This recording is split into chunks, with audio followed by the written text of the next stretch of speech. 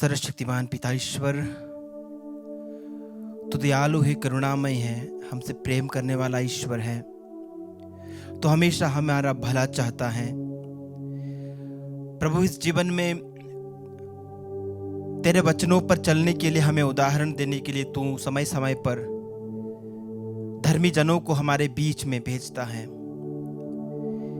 हे प्रभु, वैसे ही तूने हमें हमारे भारतवर्ष में एक धर्मी आत्मा को हमारे बीच भेजा, जिन्होंने केरल राज्य में अपने धर्म संघीय जीवन में रहते हुए अपने बचपन से ही लेकर के धर्मी जीवन जिया। धर्म संघ में आकर भी उन्होंने, हे प्रभु, तुझे ही सिर्फ अपने संपूर्ण हृदय से प्रेम किया।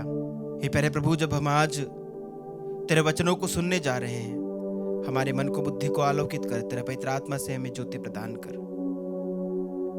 प्यारे भाइयों, प्यारी बहनों, आइए हम आज मनन चिंतन करें संत मत्ती का सुसमाचार अध्याय 13 पवित्र वचन 36 से लेकर 43 तक। यीशु लोगों को विदा कर घर लौटे। उनके शिष्यों ने उनके पास आकर कहा, खेत में जंगली बीज का दृष्टांत हमें समझा दीजिए। यीशु ने उन्हें उत्तर दिया, अच्छा बीज बोने वाला मानव पुत्र है। खेत संसार है। अच्छा बीज राज्य की प्रजा है। जंगली बीज दुष्ट आत्मा की प्रजा है। बोने वाला बैरी शैतान है। कटनी संसार का अंत है।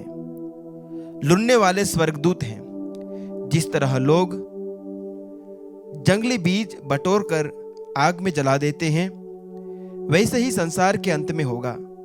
मानव पुत्र अपने स्वर्गदूतों को भेजेगा और वे उसके राज्य की सब बाधाओं और कुकर्मियों को बटोर कर आग के कुंड में झोंक देंगे। वहां वे लोग रोएंगे और दांत पीसते रहेंगे। तब धर्मी अपने पिता के राज्य में सूर्य की तरह चमकेंगे। जिसके कान हो वे सुन ले। प्रभु का पवित्र सुसमाचार। हे ख्रिस्त, तेरी स्तुति हो।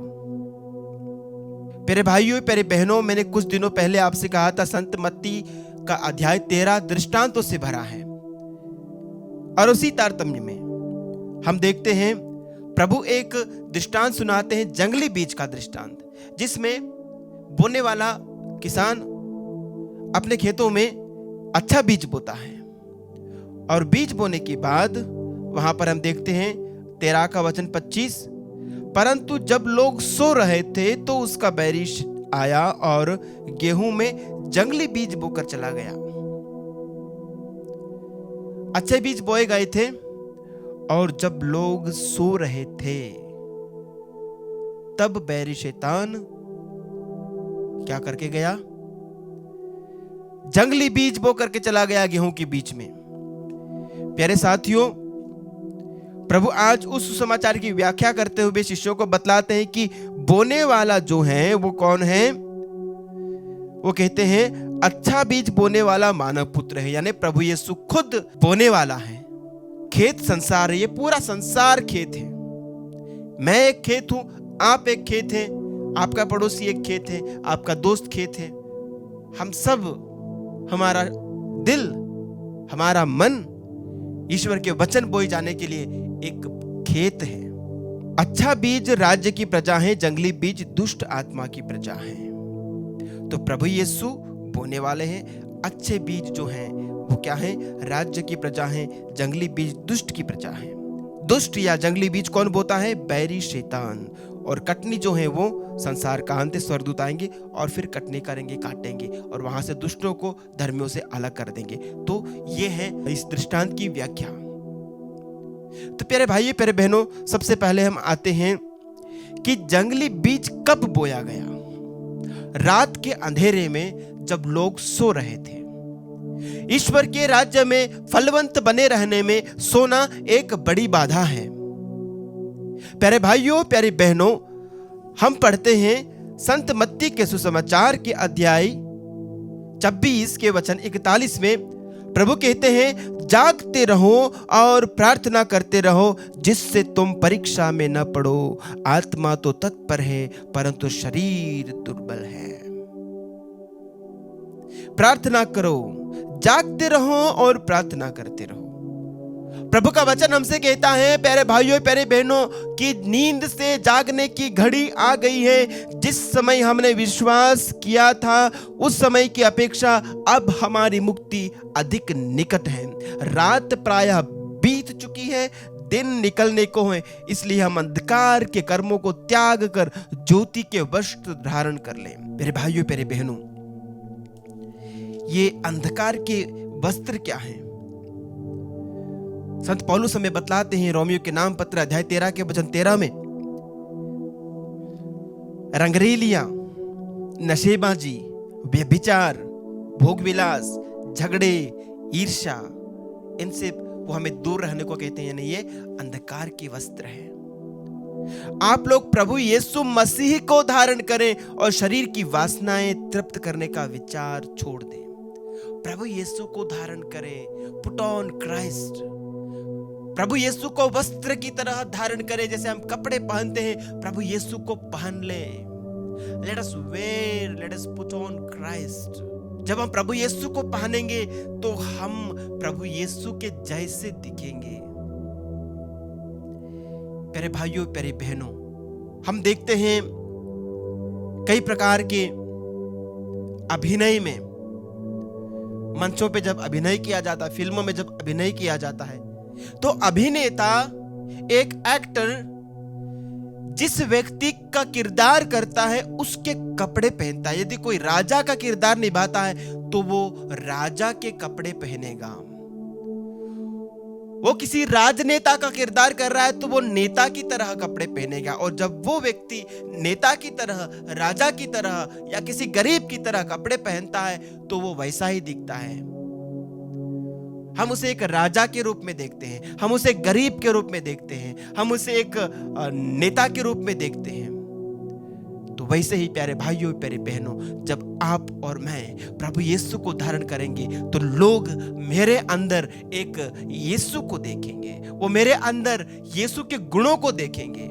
मेरे अंदर क्या मैं औरों को प्रभु यीशु के दर्शन करा सकता हूं या करा सकती हूं? प्यारे भाइयों प्यारी बहनों, थिस्सलुनीकियों के नाम संत पौलुस का पहला पत्र अध्याय 5 उसका वचन 4 से लेकर हम पढ़ते हैं। भाइयों, आप तो अंधकार में नहीं हैं जो वह दिन आप पर चोर की तरह अचानक आ पड़े।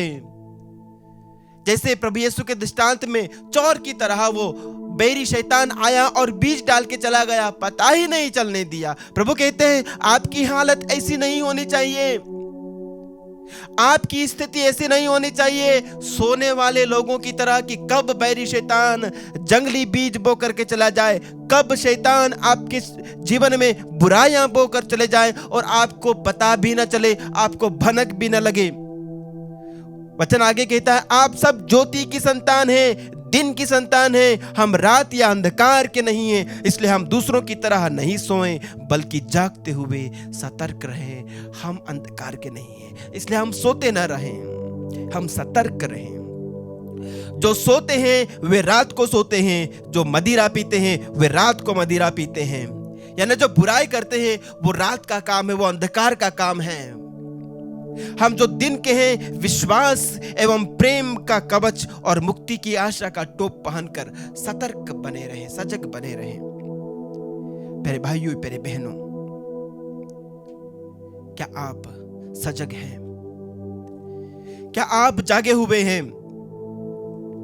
क्योंकि प्रभु का वचन कहता है प्यारे भाइयों प्यारी बहनों, संत पेतरुस का पहला पत्र उसका अध्याय 5 उसका वचन 8 कहता है आप संयम रखें और जागते रहें। आपका शत्रु शैतान दहाड़ते सिंह की तरह विचरता है और ढूंढता रहता है कि किसे फाड़ खाए।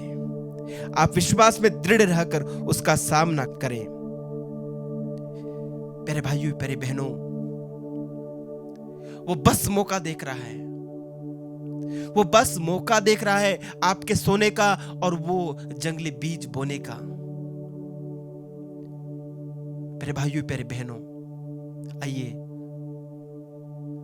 हम ज्योति की संतान बने, हम दिन की संतान बने, हम जागने वाली एक प्रजा बने। यहां हम हमारी रातों की नींद हराम करने की बात नहीं कर रहे हैं। रात को जरूर सोना है, शरीर को जरूर आराम देना है, आत्मा में नहीं सोना है। प्यारे भाइयों, प्यारे बहनों, जैसा कि संत पेतरुस कह रहे हैं, हमें शैतान को कभी भी मौका नहीं देना चाहिए। आइए प्रभु से प्रार्थना करें कि वही हमें सामर्थ्य दे जागने का, आत्मा में सजग रहने का, ताकि हमारे जीवन के खेतों में, हमारे दिल के खेतों में ईश्वर का वचन जो बोया गया है, जो अच्छे बीज बोए गए हैं, वो पनपते रहें, वो बढ़े, फल लाएं, और जब बटोरा जाए, जब अंतिम दिनों में जब कटनी होगी, स्वर्गदूत हमें स्वर्ग के राज्य के बखारों में जमा करें। हम कभी भी जलाए जाने वाले उन जंगली बीजों के साथ काट करके नरक में न झोंके जाएं। आमीन।